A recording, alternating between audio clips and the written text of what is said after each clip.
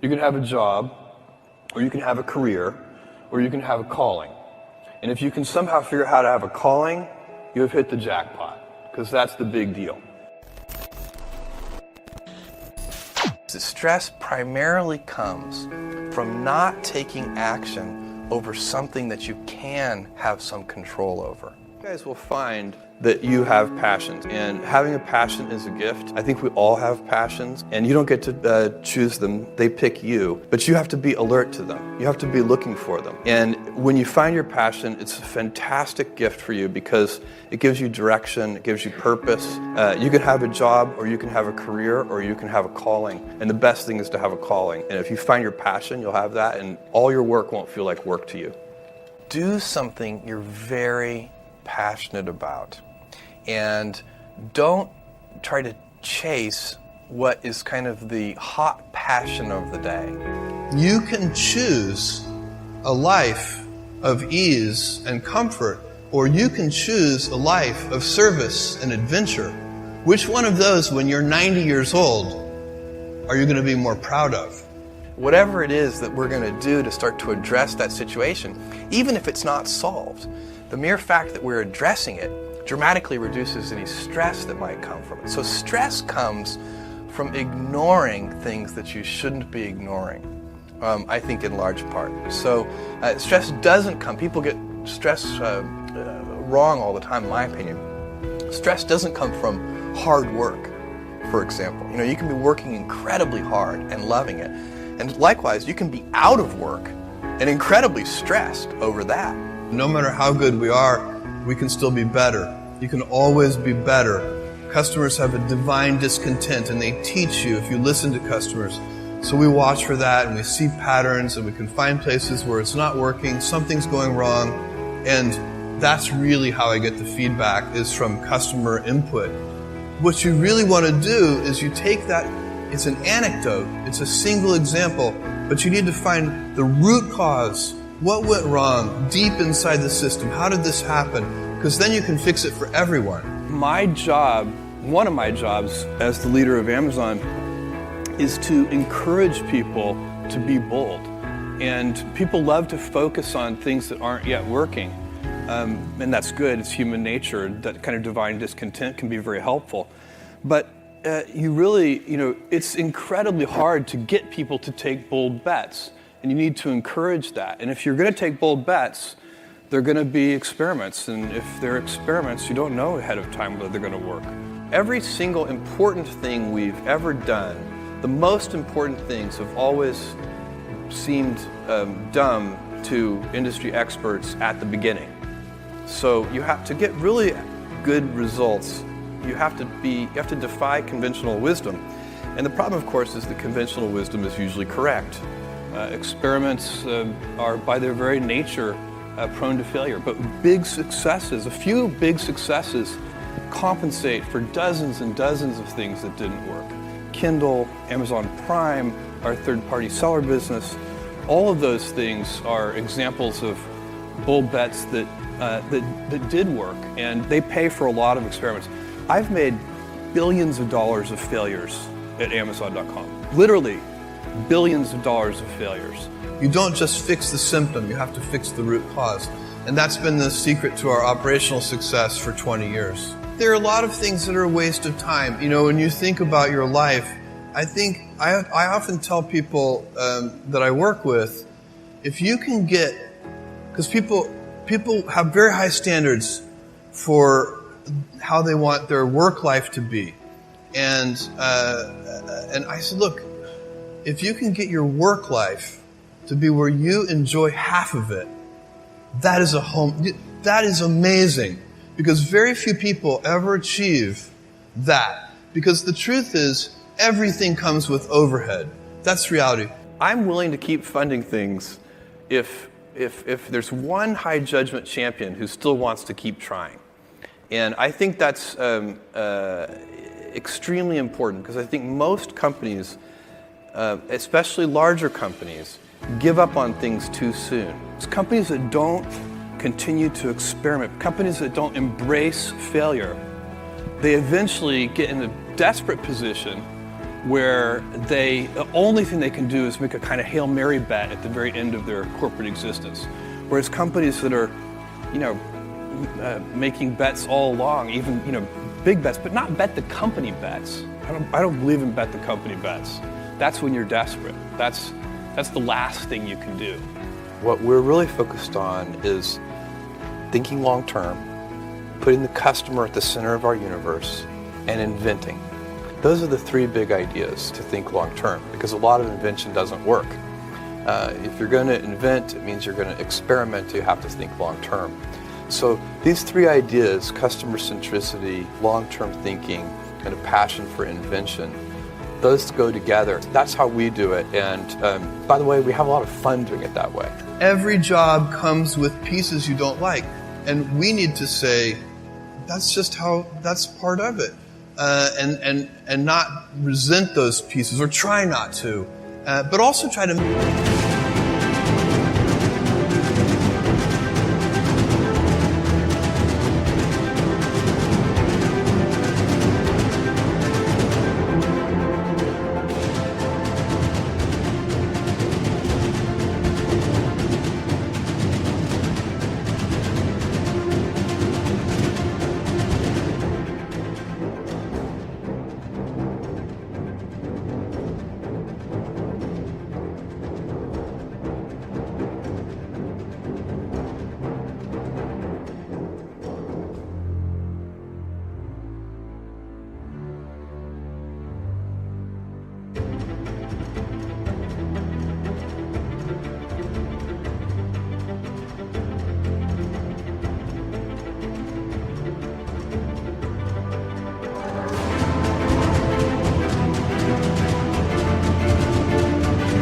minimize them.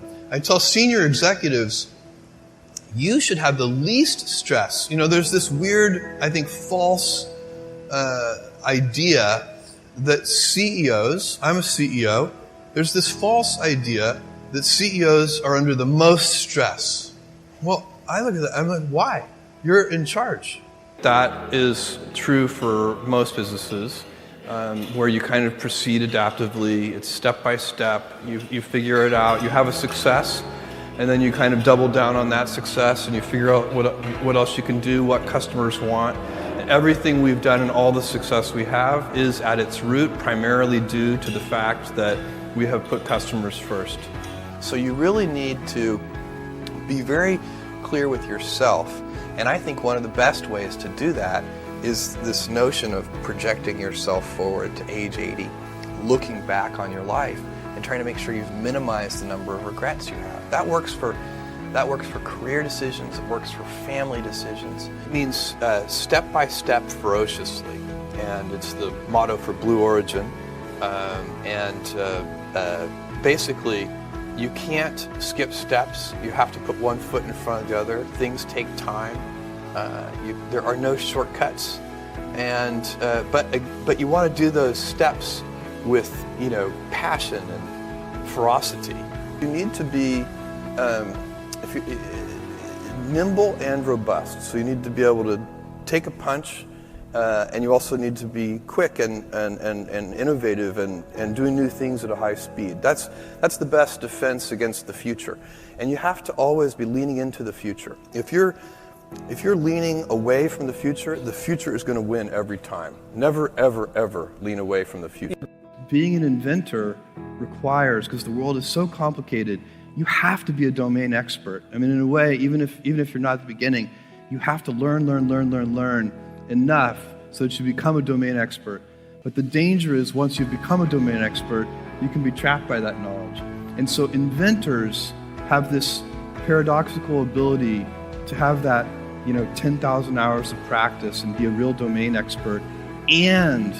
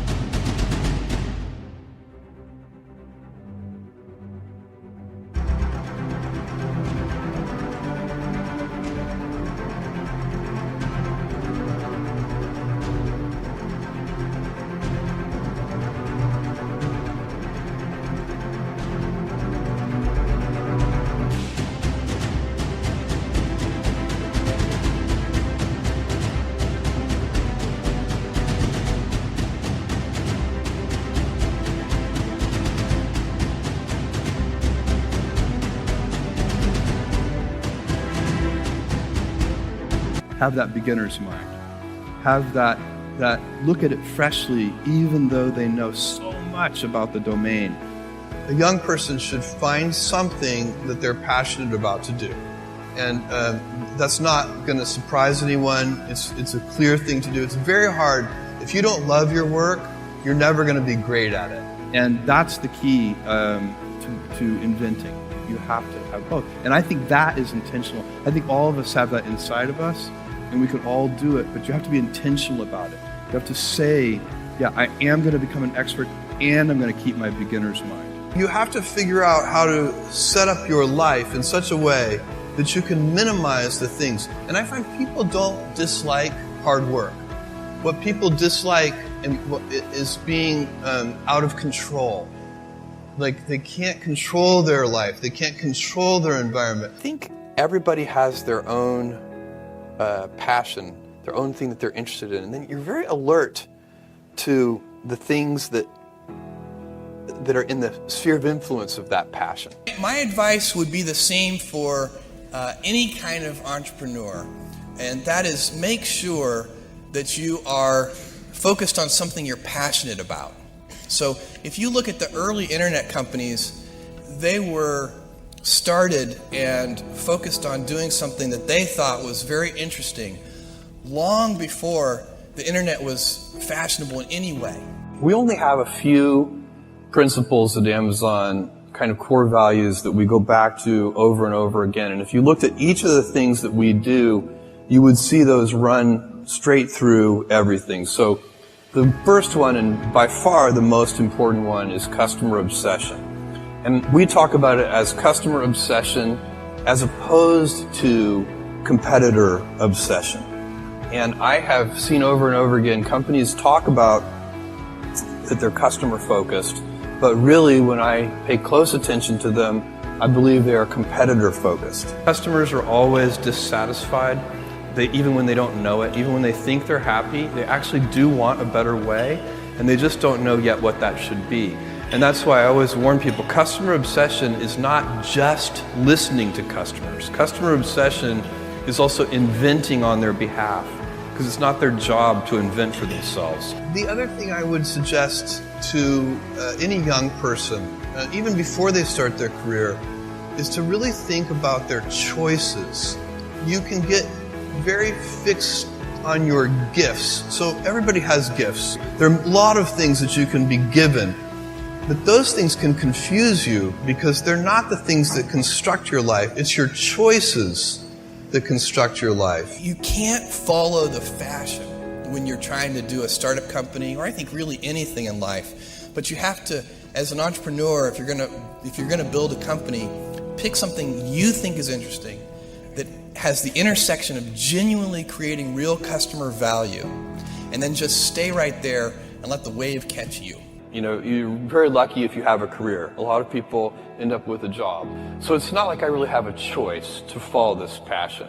It has captured me. All overnight successes take about 10 years.